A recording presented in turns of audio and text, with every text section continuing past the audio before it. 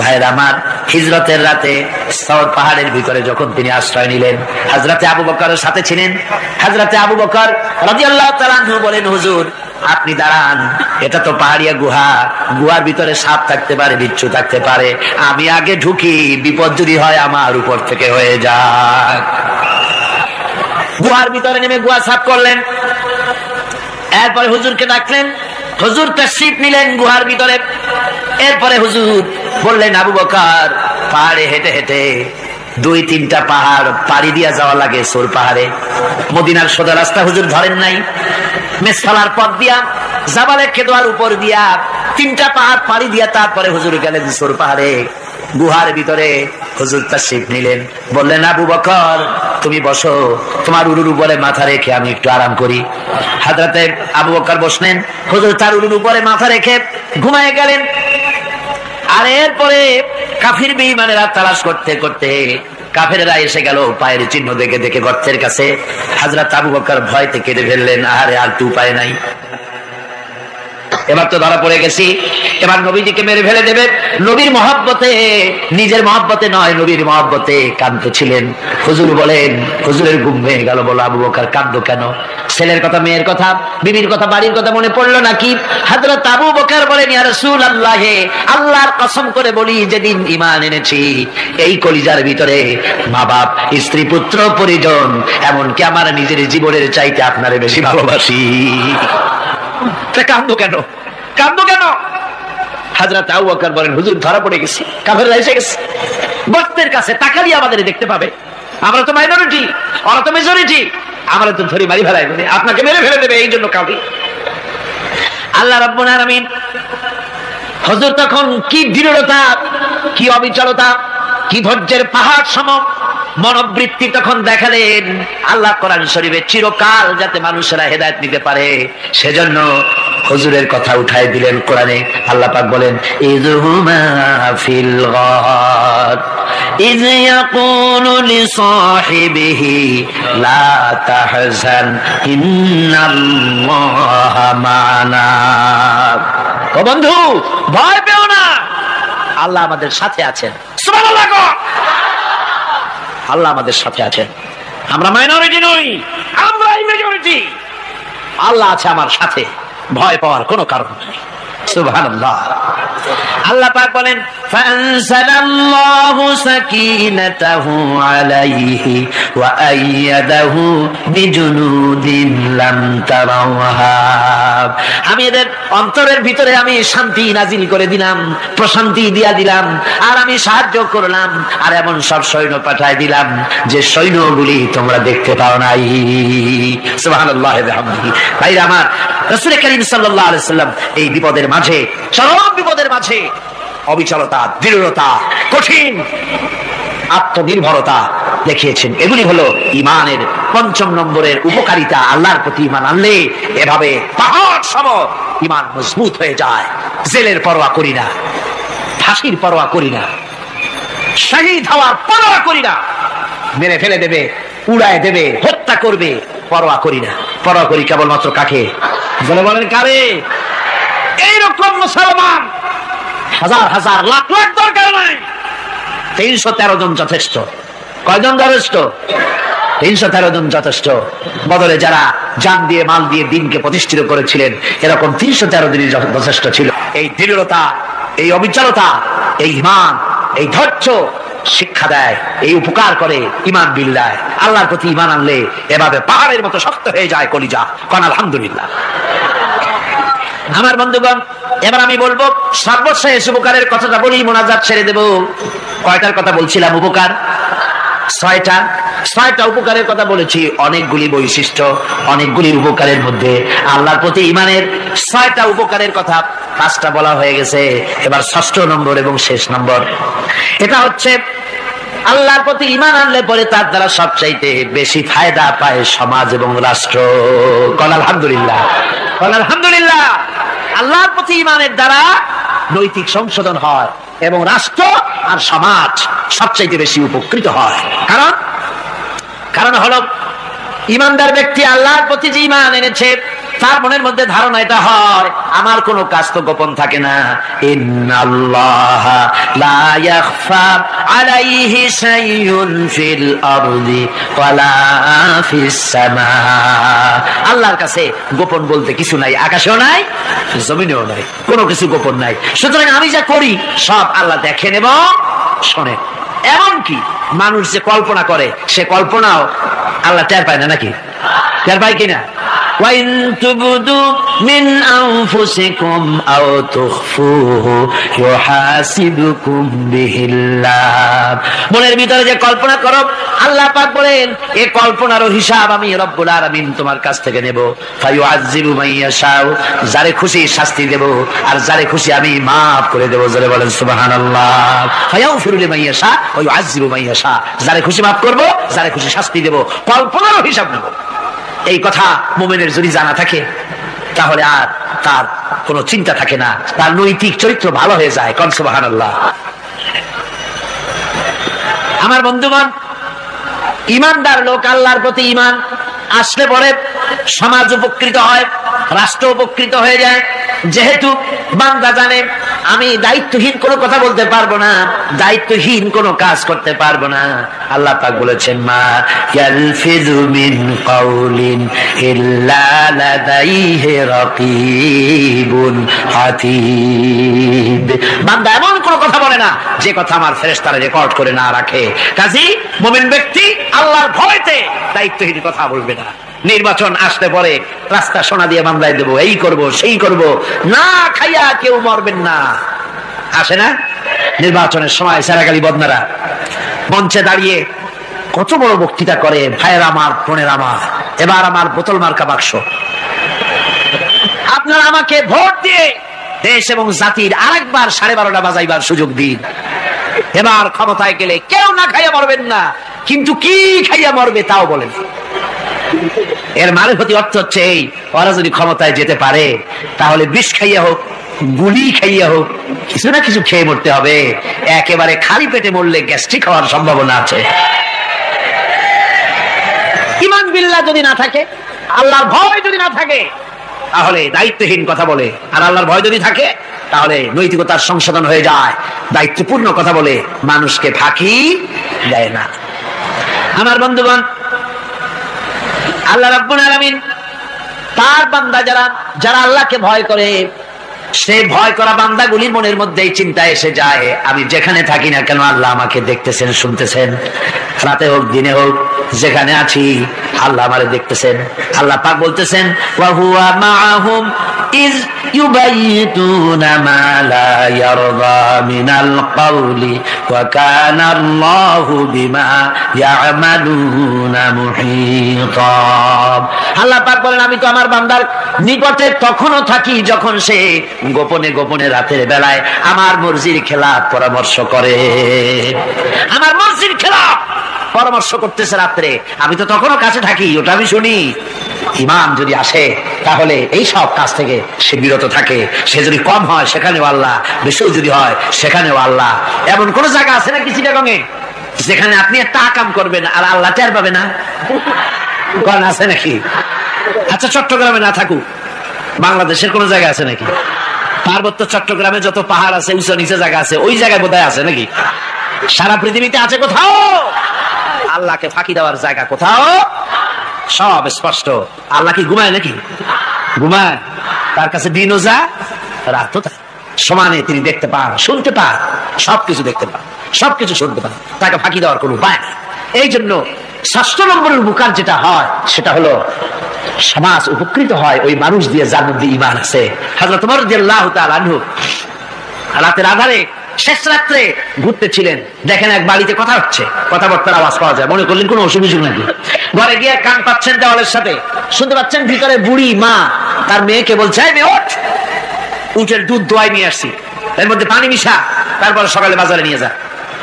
মেয়ে বলছে মা এই কামটা আমি পারবো না। কেন পারবি না?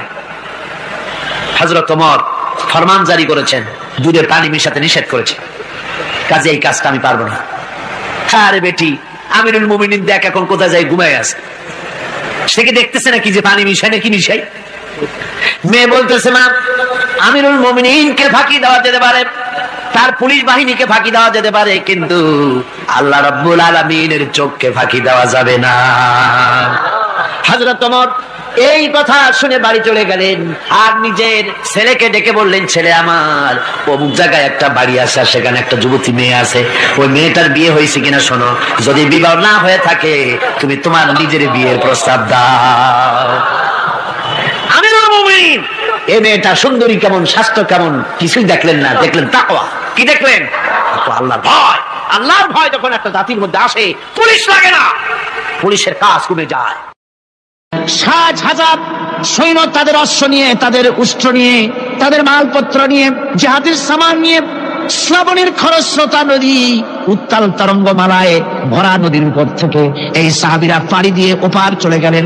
ওপার যাওয়ার পরে হযরতে সাদ বলছেন, তোমাদের কেউ কি হারায় গেছে নাকি? সবাই এদিক ওদিক তাকায়, খুব করে বলল, মানুষ তো দূরের কথা, একটা উট আর ঘোড়াও একটাও হারায় যায় নাই। একজন বলল, আমার একটা পেয়ালা, যে পেয়ালা আমি পানি পান করতাম, সেই পেয়ালাটা তুফানের ছিটকে কোথায় চলে গেছে, ওইটা হারায় গেছে। হযরতে সাদ বলেন, মুজাহিদের কোন জিনিস দরিয়া নিতে পারে না, অবশ্যই তা ফেরত আসবে। এই কথা তিনি বলতেছিলেন, হঠাৎ করে দরিয়ার কিনারে একটা আওয়াজ হলো, দেখা গেল তুফানের ভিতরে সেই হারানো বাটিটা তাদের মধ্যে বেরিয়ে এসেছে। আল্লাহু আকবার! মুজাহিদদেরকে সাহায্য করেন স্বয়ং আল্লাহ রাব্বুল আলামিন। আফ্রিকার জঙ্গলের কাছে ভিন্ন ইতিহাস, জঙ্গলের কাছেই মুসলমানদেরকে থাকতে দেওয়া হয়েছিল। মনে করা হয়েছিল জঙ্গলের সমস্ত হিংস্র প্রাণীরা এই মুসলমানদের শেষ করে দেবে, যুদ্ধ করা লাগবে না। হযরতে সাদ সে অবস্থা বুঝতে পারলেন, তিনি একটা মঞ্চ তৈরি করলেন। সেই মঞ্চের উপরে দাঁড়ায় জঙ্গলের প্রাণীদের দিকে লক্ষ্য করে তিনি নোটিশ জারি করে দিলেন, বললেন, ইয়া আইয়াতুহাল হাশারাতু ওয়াস-সিবাউ নাহনু আসহাবু রাসূলুল্লাহ সাল্লাল্লাহু আলাইহি ওয়াসাল্লাম। হে জঙ্গলের হিংস্র প্রাণীরা, আমরা আল্লাহ রাসূলের সাহাবী, ফাইন্না নাজিলুনা ফামান ওয়াজাদনা বাদাহু কাতালনাহু।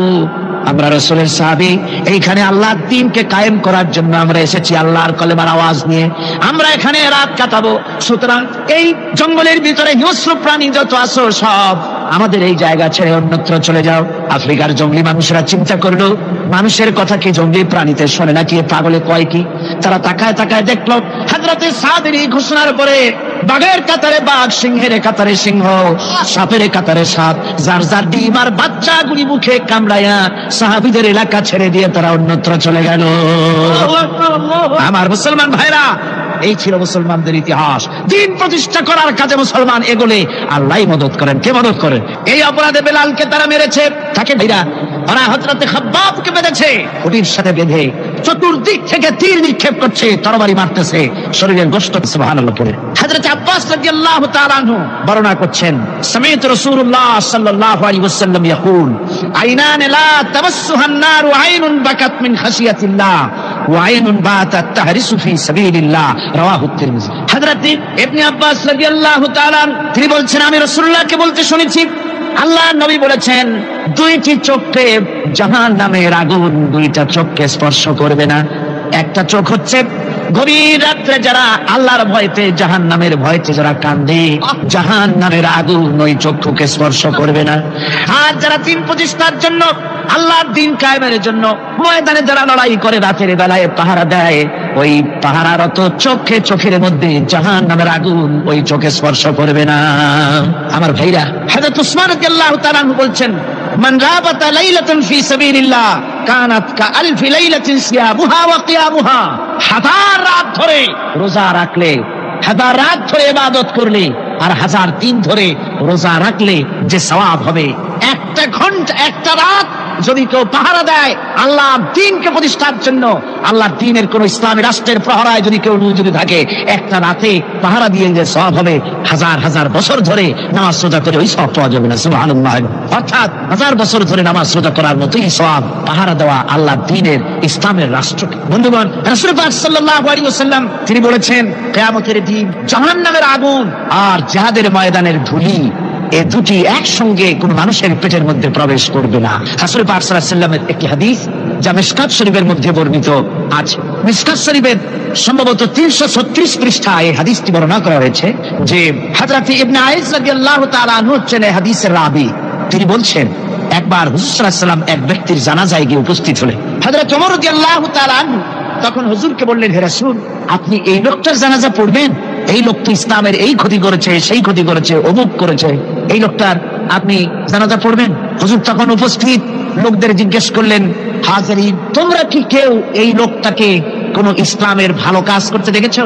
একজন লোক দাঁড়িয়ে গেলেন, তিনি বললেন, হে আল্লাহর নবী, আমি সাক্ষী, আমি দেখেছি একটা মুজাহিদ বাহিনী জিহাদ করে ফিরতেছিল, তো এক জায়গায় তারা ডেরা গাড়লো, শিবির স্থাপন করলো, রাত কাটাবে বললো। আমি দেখেছি এই লোকটি সারা রাত সেই মুজাহিদদেরকে, সাহাবীদেরকে সারা রাত জেগে জেগে পাহারা দিয়েছে। আল্লাহর নবী জানাজার ইমামতি করলেন, আর এরপরে তাকে কবরের মধ্যে মাদফুন করে দিয়ে নবীজি তার কবরের পাশে দাঁড়িয়ে বললেন, ইন্না আসহাবাকা ইয়াদুন্নুনা আন্নাকা মিন আহলিন নার ওয়া আনা আশহাদু আন্নাকা মিন আহলিল জান্নাহ। নবীজি বলছেন, ও কবরবাসী, তোমার সাথীরা মনে করে তুমি জাহান্নামী, আর আমি নবী মুহাম্মদ সাল্লাল্লাহু আলাইহি ওয়াসাল্লাম সাক্ষী দিচ্ছি তুমি বেশক আল্লাহর বেহেশতি, তুমি অবশ্যই আল্লাহর জান্নাতে যাবে। এরপর হযরত ওমরের দিকে ফিরে রাসূলুল্লাহ বললেন, ওমর, মানুষের শুধু বাহ্য দৃশ্যটাই দেখো না, তার অন্তরের জাযবাটাকেও কদর করো। সুবহানাল্লাহ বিহামদিহি। এই জিহাদের ময়দানে যারা কাজ করে, জান দেয়, মাল দেয়, আল্লাহ পাক তাদের উপরে রহম করেন। এই জিহাদ হচ্ছে এক অগ্নি পরীক্ষা। এই জিহাদটা কি? অগ্নি পরীক্ষা। এমনি এমনি বেহেশতে যাওয়া যাবে না ভাই। আল্লাহ রাব্বুল আলামিন কোরআনে কারীমের মধ্যে বলেছেন, আহাসিবান নাসু আইয়ুতরাকু আইয়াকুলু আমান্না ওয়া হুম লা ইফতানুন। লোকেরা কি ভেবেছে নাকি ঈমান এনেছি এই কথাটা বললেই আমি বেহেশত দিয়ে দিই, মুমিন বলে সার্টিফাই করব? না, যখনই তারা বলবে আমি মুমিন, আমি তখন তাকে অবশ্যই পরীক্ষা করব, এই পরীক্ষায় তাকে পাশ করতে হবে। কোরআনে কারীমে আল্লাহ রাব্বুল আলামিন অনেক জায়গায় কথাগুলি বলেছেন, এমনি এমনি ছেড়ে দেওয়া হবে না। আমি অতীতের লোকদেরকেও পরীক্ষা করেছি, তোমাদেরকেও পরীক্ষা করব। পরীক্ষা না দিয়ে কেউ তোমরা বেহেশতে যেতে পারবে না। এই জমিনে তোমাদের আগুনের পরীক্ষা দিতে হবে। পয়গম্বরেরা কষ্ট করেছেন, সাহাবায়ে কিরাম কষ্ট করেছেন। আল্লাহ রাব্বুল আলামিন তিনি বলছেন, আম হাসিবতুম আন তাদখুলুল জান্নাতা ওয়া লাম্মা ইয়াতিকুম মাসালুল লাযিনা খালাউ মিন ক্বাবলিকুম মাসাতুহুমুল বাসাউ ওয়াদ দাররাউ ওয়া যুলজিলু হাত্তা ইয়াকুলার রাসূলু والذين معه متى نصر الله ألا إن نصر الله قريب। আল্লাহ রাব্বুল আলামিন বলেন, তোমরা কি মনে করেছো যে তোমরা বেহেশতে প্রবেশ করবে, অথচ তোমাদের পূর্বে যারা এই পৃথিবীতে এসেছিল তাদেরকে আমি যেমন পরীক্ষা করেছি ওরকম পরীক্ষা এখনো তোমাদের উপরে আসে নাই, ওরকম বিপদও আসে নাই, মুসিবতও আসে নাই। এমন বিপদ এসেছিল নবীদের উপরে, সাহাবায়ে কিরামদের উপরে, যে বিপদে মানুষ চচ্চরিত হয়ে গিয়ে নবী এবং তার সাথী সঙ্গীরা একথা তারা মুখ থেকে বেরিয়ে গেছে, মাতা নাসরুল্লাহ। আয় আল্লাহ, তোমার মদদ কখন আসবে? তোমার মদদ কখন আসবে? মার খেতে খেতে তো শেষ হয়ে গেলাম। এইভাবে যখন মার আসে চতুর্দিক থেকে, আর মুমিনেরা ময়দানে পা জমায়ে টিকে থাকে দিন প্রতিষ্ঠার জন্য, আল্লাহ তখন খুশি হয়ে এক সময় ঘোষণা করে দিবেন, আল্লাহ ইন্না নাসরাল্লাহি কারীব। আর দেরি নাই, আমার মদদ, আমার সাহায্য তোমাদের জন্য অবধারিত। সুবহানাল্লাহ। আমার ভাইরা, বিষয়টা সহজ নয়। শুধু দুইটা সেজদা দিয়া, শুধু তাহাজ্জুদের কিছু নামাজ পড়িয়া আল্লাহর জান্নাতে যাওয়া এত সহজ নয়। রাস্তা খুব কঠিন, রাস্তা খুব। ये शहादत गाहे उल्फत में कदम रखना, ये शहादत गाहे उल्फत में कदम रखना, लोग समझते हैं आसान है मुसलमान होना। এটা হলো শাহাদাতের উত্তপ্ত ময়দানে পা রাখা। লোকেরা মনে করে ইসলাম গ্রহণ করা, মুসলমান হওয়া বুঝি বড় সহজ ব্যাপার। এত সহজ না। আমরা হানফি মাসলাকের লোক, ইমাম আবু হানিফার মাসলাক অনুযায়ী চলি। আমরা মনে করি বেহেশতে এমনি যাব, কিন্তু আমাদের ইমাম সাহেব কি করছেন ওই ইতিহাস আমাদের জানান। খাজা বাবার মহব্বতে অস্থির। রজব মাস আসলে পরে বড় বড় ডেক্সি চড়ায়, সেই ডেক্সির উপরে লাল শালু বিছায়, তারপরে টাকা পয়সা রোজগার বহুত করে। আসলে তো খাজা না, আসলে হচ্ছে ইয়া খাজা কুস্তু আজা, পেট তো ভরে যায়। পেট ভরার জন্য পয়সা করে ইনকাম করা। খাজার লা ইলাহা ইল্লাল্লাহ এই চিশতিয়া তরিকার জিকির গ্রহণ করা হয়েছে, কিন্তু চিশতিয়া তরিকা যার একটা আছে তারাগার পর্বতে পৃথিবীরাজের সঙ্গে লড়াই করা, সেইটার কাছে নেই আমরা, সেটা। ইমাম আবু হানিফা শুধু মাসলাই বলেন নাই, দিন প্রতিষ্ঠার জন্য রক্ত দিয়েছেন, ঠিক কিনা? 8 বছর, 8টি বছর পর্যন্ত কারারুদ্ধ ছিলেন। তাকে জিজ্ঞেস করা হয়েছে, ইমাম সাহেব জেলের মধ্যে তো আছেন, কষ্ট হয়? ইমাম সাহেব বলেছেন, না কষ্ট হয় না, তবে মাঝে মাঝে একটু কষ্ট হয় মনে। 2-4 মাস পর পর আমার বুড়ি মাকে এনে হাজির করা হয় জেলখানার মধ্যে, আর আমার মায়ের সামনে আমাকে পেটানো হয়, যেন মা মাকে বলে যে এদের সাথে একমত হয়ে যা, সেই জন্য পেটানো হয়। আমার মা আমার মায়ের দেখে আর মায়ের চোখ থেকে পানি পড়তে থাকে, তখন আমার মনে বড় কষ্ট লাগে। তবে আলহামদুলিল্লাহ মা আমার এমন, আমার মা দেখেন আর হজম করেন।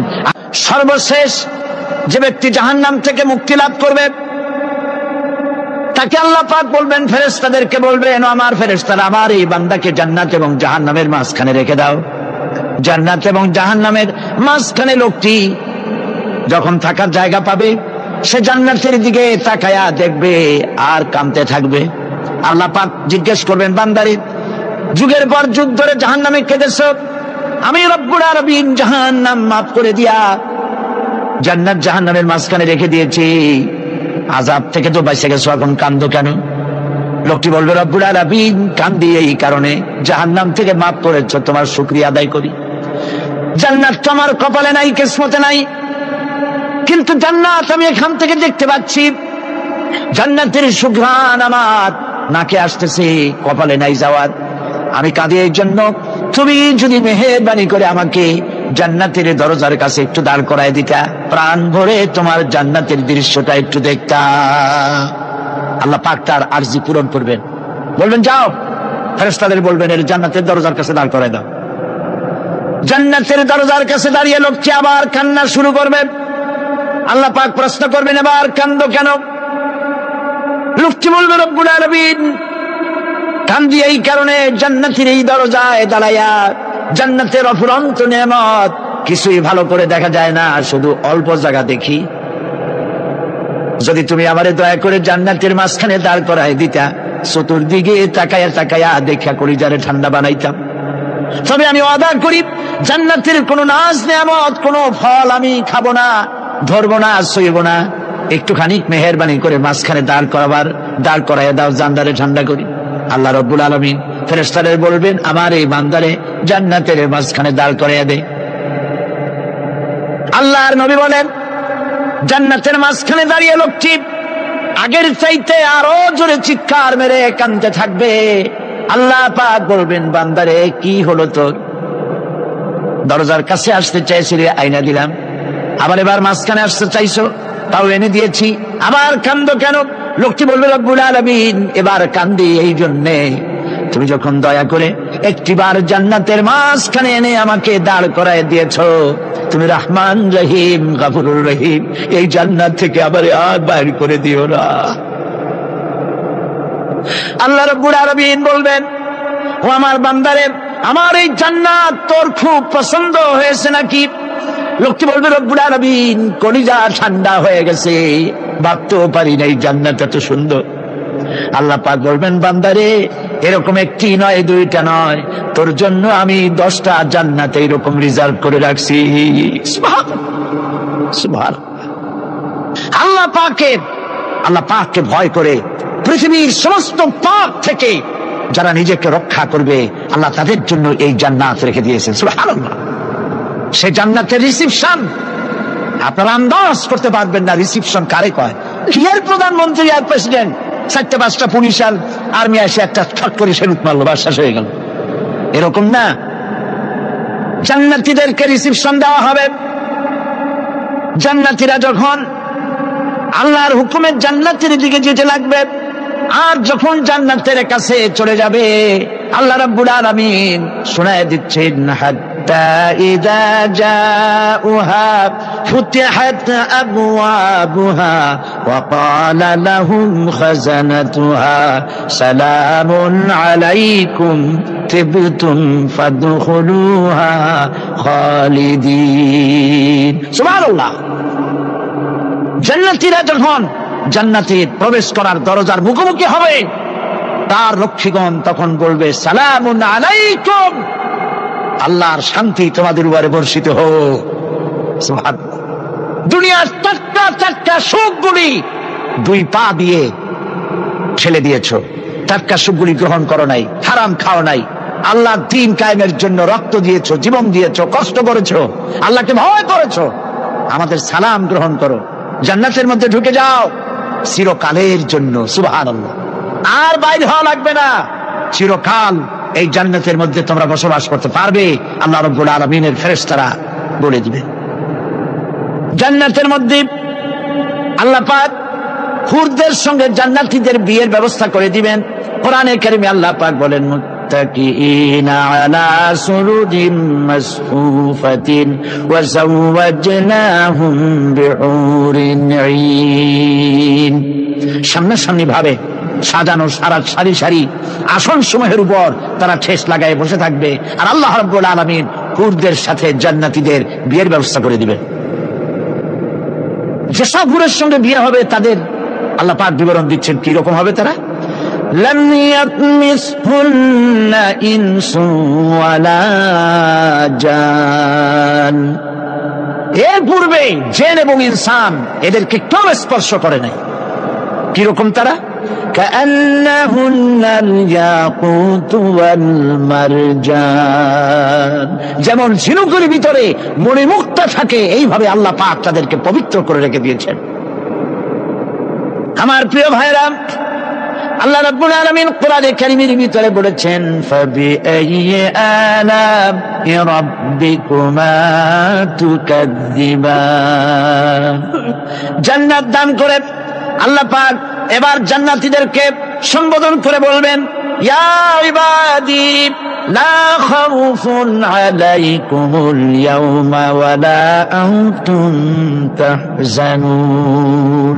হে আমার বান্দারা, লা খাউফুন আলাইকুমুল ইয়াওম, আজ আর কোনো ভয় নাই। সুবহানাল্লাহ, সুবহানাল্লাহ। আজ আর কোনো ভয় নাই, কোনো চিন্তাও নাই, আরামে এই জান্নাতের মধ্যে বসবাস করো। এরপরে আল্লাহ পাক জিজ্ঞেস করবেন, ও আমার জান্নাতীরা, আমি যেসব ওয়াদা করছিলাম আমার ওয়াদা মোতাবেক সমস্ত নিয়ামত পেয়েছো? তারা বলবে, হ্যাঁ পেয়েছি, সব নিয়ামত আপনার ওয়াদা মোতাবেক সব পেয়েছি। আল্লাহ রাব্বুল আলামিন বলবেন, সব পাও নাই, ওয়ালাদাইনা মাজিদ, আমার কাছে আরো বেশি আছে। সুবহানাল্লাহ, আমার কাছে আরো বেশি আছে। জান্নাতীরা বুঝবে না সে আরো বেশিটা কি, এর থেকে আর বেশি কি। প্রিয় ভাই সব, নবী করিম সাল্লাল্লাহু আলাইহি সাল্লাম বলেছেন, জান্নাতের সুখ আর শান্তি কোন চোখ নাই যা দেখেছে, যা কোন অন্তঃকরণ নাই যা কল্পনা করতে পেরেছে। এই জান্নাত মুত্তাকিদের জন্য আল্লাহ রাখছেন। সুবহানাল্লাহ। জান্নাতীরা ভাবতেও পারবে না সেই নিয়ামতগুলি কি। প্রিয় ভাই সব, সেই মুহূর্তে আল্লাহর নবী মুহাম্মদুর রাসূলুল্লাহ সাল্লাল্লাহু আলাইহি ওয়াসাল্লাম বলবেন, রব্বুল আলামিন, আমার উম্মতেরা জান্নাতীরা বুঝতে পারে নাই আপনার কাছে কি নিয়ামত আরো বেশি আছে।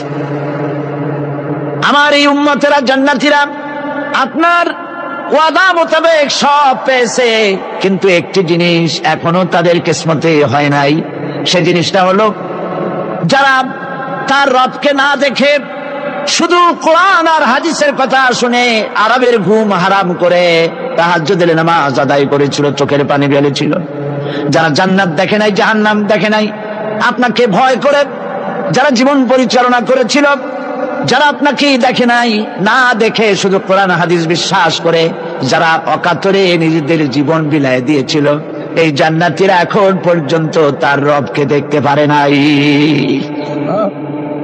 আল্লাহ রাব্বুল আলামিন তার সামনে থেকে ৭০,০০০ পর্দা সরে যাবে। আল্লাহ পাক বান্দাদের আরজি পুরা করার জন্য জান্নাতীদের সামনে তিনি জালোয়া ফরজ হবে। কোরআন শরীফের ভিতরে আল্লাহ পাক বলে, জান্নাতীরা তারা আল্লাহর দিকে, জান্নাতীরা তার রবের দিকে তাকিয়ে থাকবে, আর রব তার বান্দাদের দিকে তাকায়া থাকবে। প্রাণ ভরে জান্নাতীরা রবকে দেখবে। সুবহানাল্লাহ, আল্লাহ পাককে দেখবে। প্রাণ খুলে আজ দোয়া করি, রব্বুল আলামিন, জান্নাতের যেই পরিবেশে, যেই জায়গায় তুমি দয়া করে তোমার গোলামদেরকে তুমি নিজেই দর্শন দিবে, দেখা দিবে। মনিব ও আমাদের রব, আজ এই বিশাল জনসমুদ্র নিয়ে তোমার দরবারে আবেগ ভরা কণ্ঠে বলি, যেই অনুষ্ঠানটি তুমি এমন মুবারক অনুষ্ঠান করবে যেখানে তুমি জান্নাতীদেরকে দেখা দিবে, ওই জান্নাতের কোন একটি, ওই অনুষ্ঠানের কোন একটি কোনায় কানায় আমাদেরকেও দাঁড় করাইয়া দেখান তো। ভাই সব আল্লাহ রাব্বুল আলামিন মানুষের সামনে এত সব নিয়ামত রেখেছেন, এই জান্নাত দান করবেন। এরপরে আল্লাহ রাব্বুল আলামিন কোরআনে কারীমের মধ্যে বলেছেন, রব্বিস সামাওয়াতি ওয়াল আরদি ওয়া মা বাইনাহুমার রাহমানি লা ইয়ামলিকুনা মিনহু খিতাবা। এসব পুরস্কার রয়েছে তোমাদের সেই রবের পক্ষ থেকে যিনি আকাশ আর জমিনের মালিক। সুবহানাল্লাহ বলবেন না? যার সামনে কথা বলার ক্ষমতা কারো হবে না। এটি একটি মারাত্মক কথা। কিয়ামতের দিন আল্লাহর দরবারে কেউ কথা বলতে পারবে না আল্লাহর নির্দেশ ছাড়া। একটি আকীদা পরিষ্কার করে নিয়ে যান আপনাদের। সে আকীদাটা এভাবে পরিষ্কার করুন, কোন পীর সাহেব, কোন খাজা বাবা, কোন মাওলানা, কোন মুহাদ্দিস, কোন বুজুর্গ আপনাকে সুপারিশ করতে পারবে না যদি না আল্লাহ পাক তাকে কথা বলার তৌফিক না দেয়। মনে থাকবে এটা। আয়াতুল কুরসির ভিতরে আমরা পড়ি, মান যাল্লাযী ইয়াশফাউ ইনদাহু ইল্লা বিইযনিহি। আল্লাহ পাক বলেছেন কিয়ামতের দিন আল্লাহর দরবারে কার সাহস আছে কথা বলতে পারে? মান যাল্লাযী ইয়াশফাউ ইনদাহু ইল্লা বিইযনিহি। আল্লাহর ওয়াদা ছাড়া, হুকুম ছাড়া আল্লাহর সামনে কথা বলার সেদিন কেউ থাকবে না। সুবহানাল্লাহ। কেউ কথা বলতে পারবে না। সুপারিশ করতে হবে আল্লাহ যারে বলেন তুমি করো, অমুকের জন্য করো, সেই ব্যক্তি শুধু তার জন্যই করতে পারবে, আর কেউ কথা বলতে পারবে না। সেই কঠিন হাসরের ময়দান যেদিন শুধুমাত্র আল্লাহ পাক কথা বলবেন, আর যারে বলতে বলবেন সেই কেবলমাত্র বলতে পারবে। সুপারিশ এটি আল্লাহ পাক কিয়ামতে পারমিশন দিলে বলা যাবে। হযরত ইব্রাহিম আলাইহিস সালাম, হযরত ইব্রাহিম আলাইহিস সালাম কিয়ামতের দিন তার নিজের পিতার সম্পর্কে সুপারিশ করবেন, রব্বুল আলামিন আমার আব্বার জন্য সুপারিশ করতেছি, মেহেরবানি করে জাহান্নাম থেকে তারে আপনি রক্ষা করুন। আল্লাহ রব্বুল আলামিন বলবেন, ইব্রাহিম তোমার সুপারিশ মঞ্জুর হবে না। প্রিয় ভাই সব একটু মাথা কাটান, চিন্তা করেন। উলুল আযম পয়গম্বর, জাতির পিতা। কে জাতির পিতা? চিল্লায় বলুন, কলিজা সাফ করে ফেলুন। মুসলমানদের জাতির পিতা হাবিজ হাবিব কেউ হতে পারে না। মিল্লাতা আবিকুম ইব্রাহিম। ইব্রাহিম আলাইহিস সালাম এই মিল্লাতের পিতা। সুবহানাল্লাহ। হযরত ইব্রাহিম আলাইহিস সালাম কিয়ামতের দিন বলবেন, আল্লাহ আমার আব্বার জন্য সুপারিশ করছি। আল্লাহ পাক বলবেন মঞ্জুর হবে না। আজর তোমার পিতা হতে পারে, কিন্তু আমার খলিলকে আগুনে ফেলার জন্য নমরুদকে সে সহযোগিতা করেছে, আমি তোমার পিতাকে ক্ষমা করব না। নবী করিম সাল্লাল্লাহু আলাইহি সাল্লামকে সাহাবায়ে কেরাম জিজ্ঞেস করেছেন, হে রাসূল আপনার আব্বা এবং আম্মার অবস্থা কি হবে? নবী করিম সাল্লাল্লাহু আলাইহি সাল্লাম কেঁদে ফেলেছেন, সাফ বলেছেন আমি তাদের কোনো উপকারে আসব না। আল্লাহু আকবার। আপনি মনে করছেন নাকি যে ইয়া নবী সালাম আলাইকা বলি অমনি নবীর সুপারিশ পাবেন? এত সহজ। কতগুলা রসগোল্লা খাইলেন আর বড় একটা মিছিল করলেন, আরো মিছিলে যাবেন।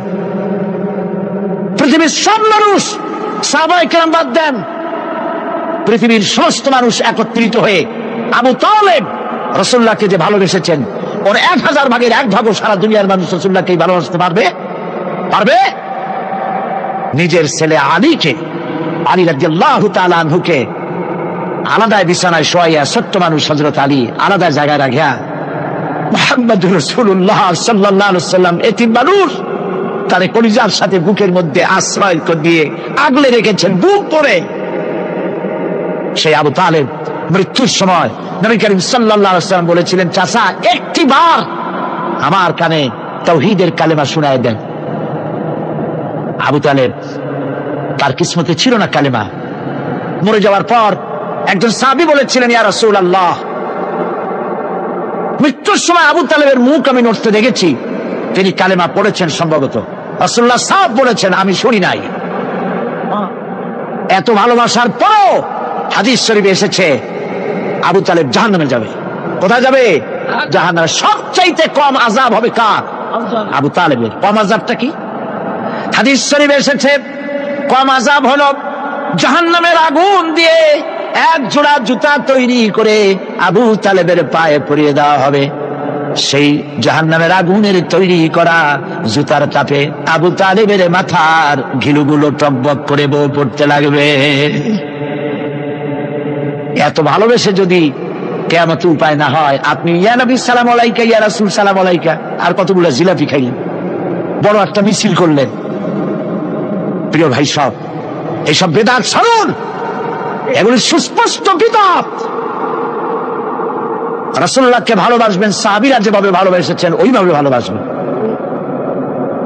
আল্লাহ রাব্বুল আলামিন বলেন, যালিকাল ইয়াউমুল হক ফামান শাআ আত্তাখাযা ইলা রাব্বিহি মাআবা। এই দিনটি অবশ্যই আসবে, সেদিনটি নিশ্চিতভাবে আসবে। আর এখন যার ইচ্ছা সে তার রবের দিকে অগ্রসর হোক। ইন্না আনজারনাকুম আযাবান করিবান ইয়াওমা ইয়ানজুরুল মার'উ মা কদ্দামাত ইয়াদাহু ওয়া ইয়াকুলুল কাফিরু ইয়া লাইতানি কুনতু তুরাবা। ইন্না আনজারনাকুম আযাবান করিবা, খুব নিকটবর্তী একটি আযাব সম্পর্কে আমি তোমাদেরকে সতর্ক করে দিলাম। কে বলতেছেন? আল্লাহ পাক। লক্ষ্য করুন আল্লাহ কি বলছেন। খুব নিকটবর্তী একটি কঠিন শাস্তি, আযাব, অর্থাৎ কিয়ামত, এ সম্পর্কে আমি তোমাদেরকে সতর্ক করে দিলাম। ইয়াউমা ইয়ানজুরুল মার'উ মা কদ্দামাত ইয়াদা, সেদিন প্রত্যেকটি লোক যা সে পাঠিয়ে দিয়েছিল এখানে, অর্থাৎ যা করেছিল সেগুলি সে দেখতে পাবে। আর তখন ওয়া ইয়াকুলুল কাফিরু ইয়া লাইতানি কুনতু তুরাবা।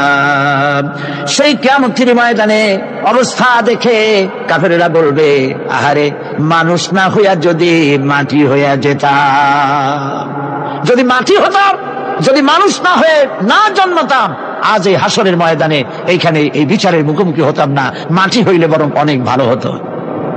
এই পৃথিবীতে আমরা এসেছি, চলে যাব, যাওয়ার আগে এই কোরআন একটি বিশাল জনগোষ্ঠী এমন বানাতে চেয়েছে যে জনগোষ্ঠী এই কোরআন দিয়ে একটি বিশাল সমাজ গড়বে, রাষ্ট্র গড়বে, এমন রাষ্ট্র গড়বে যেই রাষ্ট্রে দুঃখ থাকবে না, অশান্তি থাকবে না, যেখানে সুখ থাকবে, সমৃদ্ধি থাকবে, আর কিয়ামতের দিন আল্লাহর জান্নাতে তারা চলে যাবে। তেমন একটি সমাজ কি আমরা চাই? সবাই বলেন, সেরকম একটি সমাজ কি আমরা চাই? প্রিয় ভাই সব, কিয়ামতের দিন আমরা যেতে চাই জান্নাতে। কোথায় যেতে চাই বলেন? জোরে বলেন। এই জান্নাতে যাওয়ার জন্য, এই জান্নাতে যাওয়ার জন্য দুইটা কাজ করতে হবে। কয়টা কাজ? আল্লাহ রাব্বুল আলামিন বলেন, ফামান কানা ইয়ারজু লিকাআ রাব্বিহি ফালইয়ামাল আমালান সালিহান ওয়া লা ইউশরিক বিইবাদাতি রাব্বিহি আহাদা। আল্লাহ পাক বলেন, যে বাজারা আমার সঙ্গে দেখা করতে চায় কিয়ামতে, দুইটা কাজ করা লাগবে। বলেন কয়টা কাজ? একটা হলো নেক আমল। কি আমল বলেন? নেক আমল। নেক আমল কারে বলে? নেক আমল করতে হলে আবার দুইটা শর্ত লাগে। এক নম্বরে কাজটা করতে হবে আল্লাহরে খুশি করার জন্য। কারে খুশি করার জন্য? একটা মাদ্রাসা বানাইছি যাতে লোকেরা বলে যে বড় একটা মাদ্রাসা বানাইছে, এই জন্য মাদ্রাসা বানাবেন, মসজিদ বানাবেন, হসপিটাল বানাবেন, যা কিছু করেন নিয়ত হবে আল্লাহকে খুশি করা। নিয়ত হবে কারে খুশি করা? আল্লাহ পাককে খুশি করা। এই হলো নেক আমলের প্রথম শর্ত। কাজ হবে আল্লাহকে খুশি করার জন্য। দুই নম্বরে কাজটি হতে হবে সুন্নতে নববী সাল্লাল্লাহু আলাইহি ওয়াসাল্লামের উপরে। মনে থাকবে, দাড়ি রাখবো। কেন রাখবো? রাসূলের সুন্নাত। রাখবো কারে খুশি করার জন্য? আল্লাহ খুশি করার জন্য। রাখবো কার মতো? রবীন্দ্রনাথের মতো, কার্ল মার্কসের মতো, কবির মতো নয়, রাখতে হবে কার মতো? নবীর মতো। বুঝে নেন, কাজটা হতে হবে আল্লাহকে খুশি করার জন্য। 2 নম্বরে কাজটা হতে হবে সুন্নতে নববী সাল্লাল্লাহু আলাইহি ওয়াসাল্লামের উপরে হতে হবে। তাহলে এ হলো 1 নম্বর। জান্নাতে যাওয়ার জন্য, আল্লাহর সাথে দেখা করার জন্য 1 নম্বরের কাজ হলো নেক আমল। বলেন 1 নম্বরের কাজ কি? 2 নম্বরের কাজ ওয়ালা ইউশরিক বিইবাদাতি রাব্বিহি আহাদা। আল্লাহ রাব্বুল আলামিনের ইবাদতের সাথে কাউকে শরীক স্থাপন করা যাবে না। আমরা যারা মুসলমান, অধিকাংশ মুসলমান শিরকের ভিতরে মুবতালা হয়ে আছে। বিশ্বাস করেন কিনা বলেন? কাফেরেরা তো মুশরিক আছেই, ওরা তো মুশরিক আছেই, কিন্তু আমরা মুসলমানেরা আমাদের আমলের মধ্যে আমাদের অজান্তে সবের নিয়তে অনেক শিরক আমরা করে বসি। নাউজুবিল্লাহ, বলে নাউজুবিল্লাহ। এই জন্য আমি বারবার সতর্ক করি, নিজেকেও করি, আপনাদেরকেও করি। এই কারণে করি, শিরকের গুনাহ আল্লাহ মাফ করবেন না। ইন্না শিরকা লা যুলমুন আযীম, শিরক মস্ত বড় অপরাধ, জুলম, আল্লাহ মাফ করবেন না। আল্লাহর কাছে কাঁদতে কাঁদতে মাপ চাওয়া লাগবে যে আল্লাহ শিরক থেকে আমাকে রক্ষা করো, বাঁচাও। অনেক গোপন শিরক আছে। মাজারে যান, পীর সাহেবের কাছে যান, মনে যদি নিয়ত থাকে উনি ফু দিলে আমি ভালো হবই, উনি তাবিজ দিলে আমার বাচ্চা হবেই, উনি আমারে দয়া করলেই আমার ব্যবসায় উন্নতি হবেই, এইটার নাম শিরক। এটার নাম কি? ওয়াইজা সাআলতা ফাসআলিল্লাহ ওয়াইজা ইসতাআনতা ফাসতাইন বিল্লাহ। যা বলার আল্লাহরে বলো, আর যা চাওয়ার কার কাছে চাও? চিল্লায় বলেন। কলিজাটাকে পরিষ্কার করে দেন আজকের মাহফিলে। এই কলিজায় কারো প্রতি কোনো ভয় রাখবো না আল্লাহ ছাড়া। ভয় করবো কারে বলেন? মহব্বত আল্লাহ ছাড়া, এত বেশি মহব্বত আর কাউকে করবো না।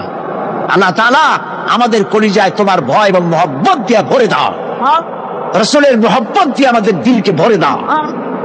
বিশ্বাস করুন ভাই সাহেব, কোরআন শরীফ আমার সামনে, বিশ্বাস করুন, দেশি পীর বিদেশি পীর, খাজা বাবা দেশি এবং বিদেশি, কেউ আপনার ভাগ্য বদলাই দিতে পারবে না। এই পিছনে দৌড়ায় দৌড়ায় কোনো লাভ নাই। এতক্ষণ মসজিদের ভেতরে বসে আল্লাহর কাছে কাঁদেন। ওয়াকালা রাব্বুকুম উদউনি আস্তাজিব লাকুম। তোমার রব বলেছে আমারে ডাকো, আমি ডাকের সাড়া দিয়ে দেব। সুবহানাল্লাহ। আর আল্লাহ বলেছেন আমার ইবাদতের সাথে কাউকে শরীক করবে না। ক্ষমতা আলাইসাল্লাহু বিকাফিন আব্দা। আল্লাহ প্রশ্ন করছেন, আলাইসাল্লাহু বিকাফিন আব্দা, আমি কি আমার বান্দার জন্য যথেষ্ট নই? চিল্লায় বলুন অবশ্যই যথেষ্ট। আবার বলেন অবশ্যই যথেষ্ট। কলিজা সাফ করে ফেলেন। সম্রাট শাহজাহান, দিল্লির সম্রাট, হাবিজাবি সম্রাট না, দিল্লির সম্রাট। এখন কোথায়? কবরের মধ্যে। কবি বলতেছেন, শাহনে জাহাं को जिन्हें फक्र से देते थे बाज, शाहने जहां को जिन्हें फक्र से देते थे बाज, वाज कब्र में है सूरह अलहम्दु की मोहताज। সারা ভারতবর্ষ যারা ট্যাক্স দিয়ে নিজেকে সৌভাগ্যবান বলে মনে করত, সে আজ কবরের মধ্যে ভিক্ষুকের মতো সূরা আল-হামদুর মতো একটি সূরার মুহতাজ হয়ে ভিক্ষুকের মতো শুয়ে আছে। সম্রাট শাহজাহান মসজিদে বসে আছে, এক ফকির ঘুরতেছে। লোকেরা কয় ছোটবেলা থেকেই তোমার খয়রাত করতে দেখলাম, ভিক্ষা কি জীবনেও যাবে না তোমার? লোকটি বলছে, আমি ভিক্ষা করবো স্যার, আমার উপায়টা কি?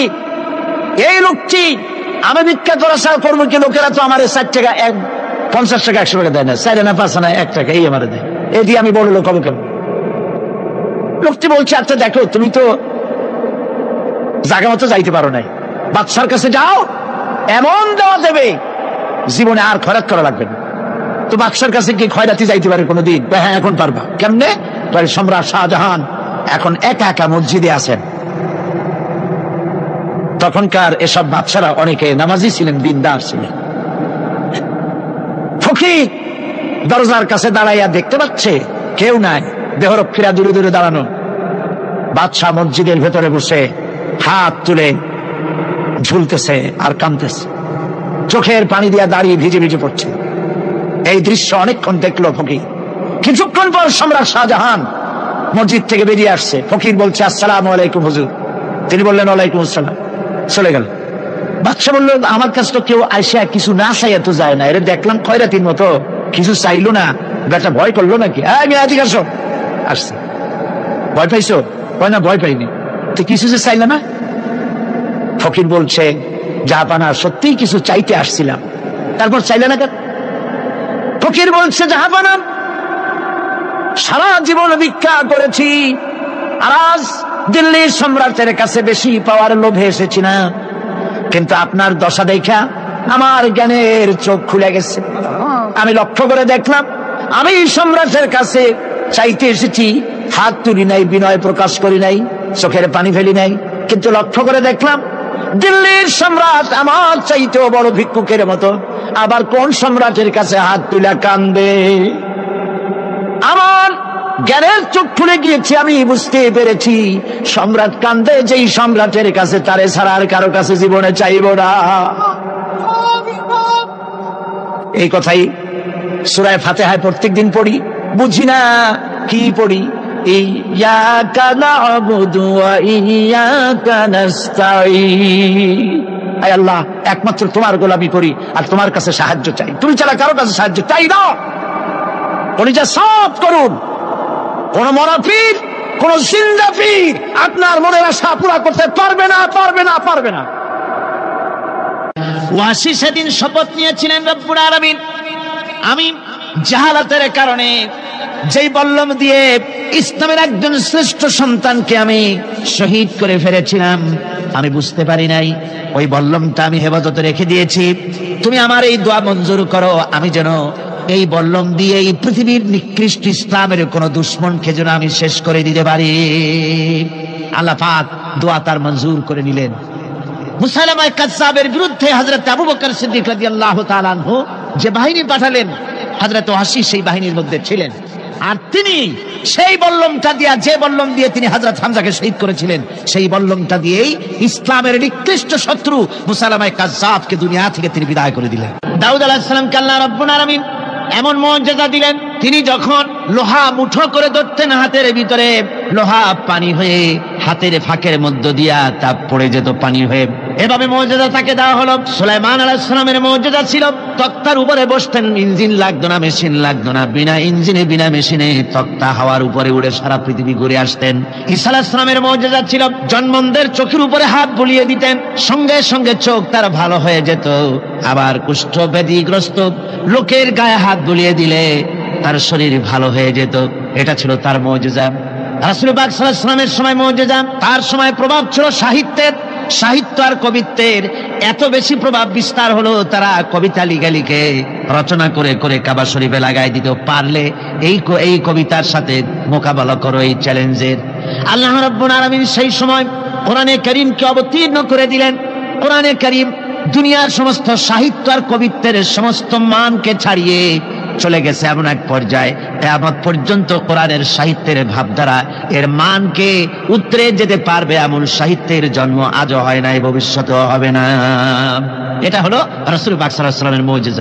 সাহাবায়ে কেরামদের সঙ্গে রোমকদের লড়াই হতেছে, রোমক সৈন্যরা যুদ্ধে জিততে পারতেছে না কিছুতেই।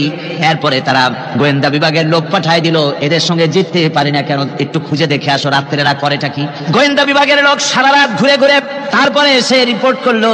এরপরে এসে তাদের প্রধানের কাছে রিপোর্ট করলো, আমরা যার কাছে গিয়েছিলাম দেখে এলাম, হুম বিল্লাইলি রাহবানুন ওয়া বিন্নাহারি ফুরসানুন, আমরা দেখে এলাম যাদেরকে দিনের বেলায় প্রচন্ড শক্তিশালী বীর যোদ্ধা রূপে যাকে যুদ্ধ করতে দেখেছি ময়দানে, রাতের বেলায় দেখলাম গিয়া একেবারে নিতান্ত ফকিরের মতো কেউ তো সেজদায় পড়ে কাঁদতেছে, কেউ আবার তেলাওয়াত করতেছে, চোখ দিয়া পানি পড়তেছে, আবার কেউ নামাজ পড়তেছে, আবার কেউ হাত তুলে রেখেছে তাদের প্রভুর দরবারে, চোখের পানিতে তাদের চোখ বুক ভেসে যেতেছে। সারাটা রাত তেলাওয়াত আর সেজদা আর নামাজের মধ্যে তারা এভাবে কাটিয়ে দিয়েছে। সেনাপতি এই রিপোর্ট শোনার পরে বললেন, ও গোয়েন্দা বিভাগের লোকেরা, আমার রোমক সৈন্যরা শোনো, যে জাতির নৈতিক মান এত উঠছে, ওই জাতির সঙ্গে যুদ্ধ করা মানে আমাদের আত্মহত্যা করার শামিল। এদের সাথে কিছুতেই আমাদের পক্ষে পারা সম্ভব না। হ্যাঁ, এদের সাথে পারা যাবে যদি এই সম্পর্ক নষ্ট করে দেওয়া যায়। আল্লাহর সাথে তাদের এই গভীর সম্পর্ক যেটা আছে, এই সম্পর্ক নষ্ট করে দিতে হবে, তাহলেই কেবলমাত্র সম্ভব হবে। এদের নৈতিক চরিত্র ধ্বংস করার জন্য প্রচেষ্টা চালাও, তাহলে হয়তো আমরা কামিয়াব হতে পারব। আমার বন্ধুগণ, সামান্য স্যান্ডেলের ফিতা গাছা যদি ছেড়ে যায়, মানুষের কাছে চাইও না, আল্লাহ রব্বুল আলামিনের দরবারে হাত পাতো। রব্বুল আলামিন তোমার স্যান্ডেল কেনার পয়সা জুগিয়ে দেবেন। জোরে বলেন সুবহানাল্লাহ। যা দরকার তার কাছেই চাও, হাত তার কাছেই পাতো।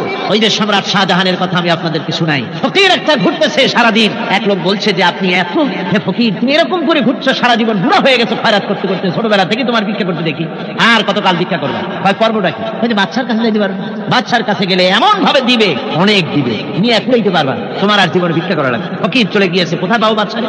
দেখো মসজিদে পাবা, এখন তুমি নামাজ। চলে গিয়েছে সেখানে, মসজিদের বারান্দায় দাঁড়ায় দেখে সম্রাট শাহজাহান হাত পেতে মোনাজাত করতেছেন, চোখের থেকে পানি পড়ে দাঁড়িয়ে ভিজে ভিজে পড়ে। মোনাজাত শেষ করে বাচ্চা যখন বাইরে নেমেছেন, তখন ফকির তাকে সালাম দিয়ে চলে যান। বাচ্চা বলছেন, তুমি আমাকে সালাম দিয়ে চলে যাচ্ছ, তুমি তো ভিক্ষুক, আমার কাছে তো সমস্ত ভিক্ষুকই আমার কাছে চায়, ভিক্ষুক তো ভালো, ধনীরাও আমার কাছে চায়, তুমি ভিক্ষুক মানুষ আমার কাছে চাইলে না, সালাম দিয়ে চলে যান। ফকির বলতেছেন, যা পানা, সত্যি কিছু চাইতে এসেছিলাম, কিন্তু আমি আপনাকে দেখার পরে আমার চিন্তার পরিবর্তন হয়ে গেছে। আমি তাকিয়ে তাকিয়ে দেখলাম মসজিদের ভেতরে আমি চাইতে এসেছি দিল্লির সম্রাট শাহজাহানের কাছে। যেই সম্রাট, দিল্লির সম্রাট যার কাছে আমি চাইতে এসেছি, আমি তো দাঁড়ায় আছি, কান্দি না, কিন্তু আমি দেখতেছি যার কাছে আমি চাইতে এসেছি তিনি যেন আবার কোন সম্রাটের কাছে আমার চাইতেও দারুণ ভিক্ষুকের মতো হয়ে চোখের পানি ফেলে ভিক্ষা চাইতেছে। মনে মনে ভাবলাম, মানুষের কাছে ভিক্ষা চাইবো না কোনদিন আর। বাদশা কান্দে, যেই বাদশার কাছে, ওই সম্রাটের সম্রাট, রাজা ধীরাজ, আল্লাহর কাছে ছাড়া কারো কাছে জীবনে আর হাত পাতবো না। হযরত আবু হুরায়রা রাদিয়াল্লাহু তাআলা আনহু একবার রাসূল করিম সাল্লাল্লাহু আলাইহি ওয়াসাল্লামের দরবারে কাঁদতেছিলেন। হুজুর জিজ্ঞেস করলেন, আবু হুরায়রা তুমি কাঁদো কেন? হুজুর, হযরত আবু হুরায়রা বলেন, হুজুর আমার মা আমাকে মেরেছে, আমি সেই জন্য কাঁদতেছি। হুজুর বলেন, মা তোমাকে মারলো কেন? কোনো বেয়াদবি করেছো নাকি? তিনি বললেন, না, কোনো বেয়াদবি করি নাই, তবে মারলো কেন? হযরত আবু হুরায়রা বলেন, হুজুর আমার মা হচ্ছেন মুশরিকা, আমার মা কাফের। আমি অনেক রাত হয়েছিল বাড়ি ফিরতে, আমার মা জিজ্ঞেস করলো, এত রাত কোথায় ছিলি? আমি বললাম, মা তামাম পৃথিবী যে কদম মোবারক চুমতে পারলে নিজেকে ধন্য মনে করে, আমি সেই রাসূলের দরবারে ছিলাম, আসতে দেরি হয়ে গেছে। ইয়া রাসূলুল্লাহ, আপনার নাম শোনা মাত্র আমার মায়ের গায়ে আগুন জ্বলে গেল, সহ্য করতে না পেরে আমাকে মায়ের আরম্ভ করে দিল। বলল, আবু হুরায়রা, হয় আমার বাড়ি ছাড়বি, না হয় মুহাম্মদ সাল্লাল্লাহু আলাইহি ওয়াসাল্লামের ঘর ছাড়বি, কোনটা করবি কর। আমি বললাম, মা তোমার গায়ে যত শক্তি আছে সমস্ত শক্তি দিয়ে তুমি আমাকে প্রহার করো, আমি তামাম তোমার বাড়িটা সুদ্ধা তামাম দুনিয়া ছেড়ে দিতে পারি, কিন্তু রাসূল পাক সাল্লাল্লাহু আলাইহি ওয়াসাল্লামের কদম মোবারক ছাড়তে পারি না। ভাইরা আমার, হযরতে আবু হুরায়রা কাঁদতেছেন। আল্লাহর নবী বলেন, তুমি কাঁদো কেন? তোমার মা তোমাকে মেরেছেন, আমি এখানে কি করব? এখানে তো আমি কোনো দখল আন্দাজ করতে পারি না, আমি কি করতে পারি? এখানে ইন্টারফেয়ার তো আমি করতে পারি না, মা তোমারে মেরেছে। হযরত আবু হুরায়রা বলেন, ইয়া রাসূলুল্লাহ, মায়ের বিরুদ্ধে কোনো নালিশ করার জন্য আপনার কাছে আমি আসি নাই। বলে, কেন এসেছো? হযরত আবু হুরায়রা বলেন, হুজুর এসেছি এই জন্যে, আমি জানি আপনি যদি আল্লাহর দরবারে কোনো ব্যাপারে দোয়া করেন, আল্লাহ রাব্বুল আলামিন তা মঞ্জুর করে নেন। আপনি মেহেরবানি করে আমার মায়ের হেদায়েতের জন্য আল্লাহর কাছে দোয়া করুন। হুজুর সাল্লাল্লাহু আলাইহি ওয়াসাল্লাম দুহাত উঁচু করলেন, বললেন, আল্লাহুম্মা ইহদি উম্মা আবি হুরায়রা, আয় আল্লাহ আবু হুরায়রার মাকে তুমি হেদায়েত নসিব করে দাও। এই দোয়া রাসূল করতেছেন। হুজুরকে দোয়ার মধ্যে ফেলে রেখে আবু হুরায়রা দৌড় আরম্ভ করেছে বাড়ির দিকে। পেছন থেকে কয়েকজন সাহাবী তারা দৌড়ে গেল। আবু হুরায়রা দৌড়ায় কেন? এত ভদ্র মানুষ, কোনো সময় কারোর সাথে রাগারাগি করে না, দৌড়ায় কেন? নিশ্চয়ই কোনো বিপদ বুঝি হয়ে গিয়েছে, পিছন থেকে জামা টেনে ধরেছে, কি হয়েছে, দৌড়াও কেন? হযরত আবু হুরায়রা বলেন, আমার জামা ছেড়ে দাও, আমাকে দৌড়াতে দাও, আমি দৌড়াইয়া বাড়ি পৌঁছে গিয়ে দেখতে চাই আমি আগে দৌড়ে বাড়িতে গেলাম না নবীজির দোয়া আমার আগে আমার বাড়ি পৌঁছে গেল। কোনটা হলো আমি সেটা দেখতে চাই। হযরত আবু হুরায়রা দৌড়াতে দৌড়াতে ঘরের কাছে গিয়ে নক করেছে, ভিতর থেকে আওয়াজ এলো, কে? কিছুক্ষণ পর মা আমার বেরোলেন, মাথার চুল দিয়া পানি পড়তেছে, বুড়া মানুষ। মা আমার কাছে এসে বলল, বাবা তোমাকে মারার পর আমি বড় অনুতপ্ত হয়েছি, মনে মনে অনুশোচনা করেছি, আরে আমার ছেলে তো কোনো খারাপ জায়গায় যায় নাই, কোনো খারাপ মানুষের কাছে যায় নাই, মারলাম কেন? বড় অনুতপ্ত হয়ে গেছি আমি, এই অনুশোচনা করে আমি এই মাত্র গোসল করেছি, আমাকে নিয়ে চলো তুমি বিশ্ব নবী রাসূলুল্লাহর দরবারে। আমার ভাইরা, রাসূল পাক সাল্লাল্লাহু আলাইহি ওয়াসাল্লাম আল্লাহর নবী এমন এক মহান সত্তা ছিলেন যে তিনি দোয়া আল্লাহর দরবারে হাত উঁচু করতে দেরি আছে, কিন্তু দোয়া কবুল হতে দেরি নাই। একজন মানুষ যার চরিত্র ছিল কোরআনের জীবন্ত প্রতিচ্ছবি, যিনি ক্ষমার মধ্যে শক্তি দেখিয়েছেন আর নম্রতার মধ্যে দেখিয়েছেন নেতৃত্ব। একজন মা যেমন মমতাময়, একজন বাবা যেমন দায়িত্ববান, ঠিক তেমনি করে তিনি ছিলেন মমতার শ্রেষ্ঠ উদাহরণ। তিনি কারো জন্য ভয় ছিলেন না, বরং আশ্রয় ছিলেন, অশান্তির সময় শান্তি, অন্ধকারে আলোর দিশা। তিনি ছিলেন প্রিয় নবী মুহাম্মদুর রাসূলুল্লাহ সাল্লাল্লাহু আলাইহি ওয়াসাল্লাম। একটি নাম, একটি চরিত্র, একটি যুগান্তকারী জীবন। সুপ্রিয় দর্শক, এই ভিডিওটি যদি আপনাদের ভালো লেগে থাকে তাহলে একটি লাইক দিন, চ্যানেলটিতে নতুন হলে সাবস্ক্রাইব করে দিন, আর আপনাদের মূল্যবান মন্তব্যটি লিখতে ভুলবেন না। আজকের মতো এই পর্যন্তই। আসসালামু আলাইকুম ওয়া রাহমাতুল্লাহ।